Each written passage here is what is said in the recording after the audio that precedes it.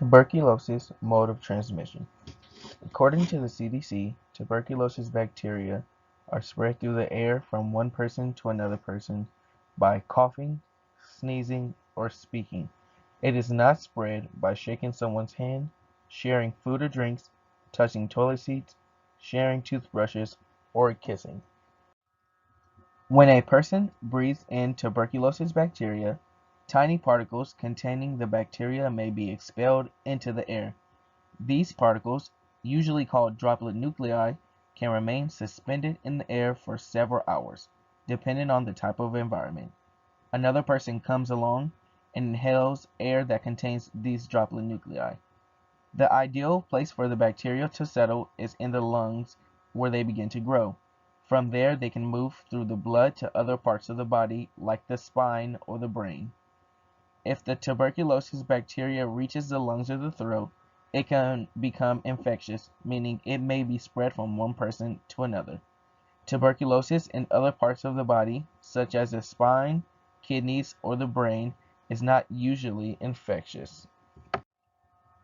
A montotuberculin skin test is used to detect if a person has tuberculosis.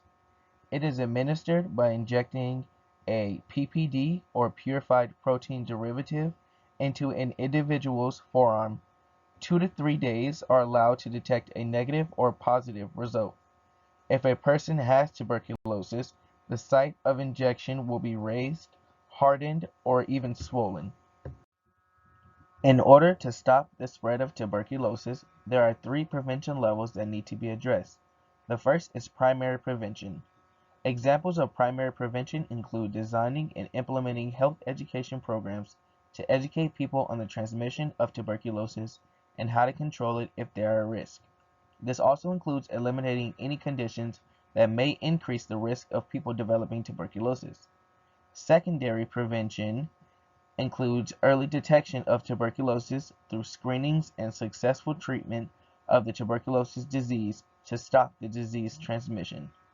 Lastly, tertiary prevention measures happen after a person gets the disease, so there needs to be close monitoring of tuberculosis cases, or extreme measures may call for chemotherapy sessions to decrease the mortality rates.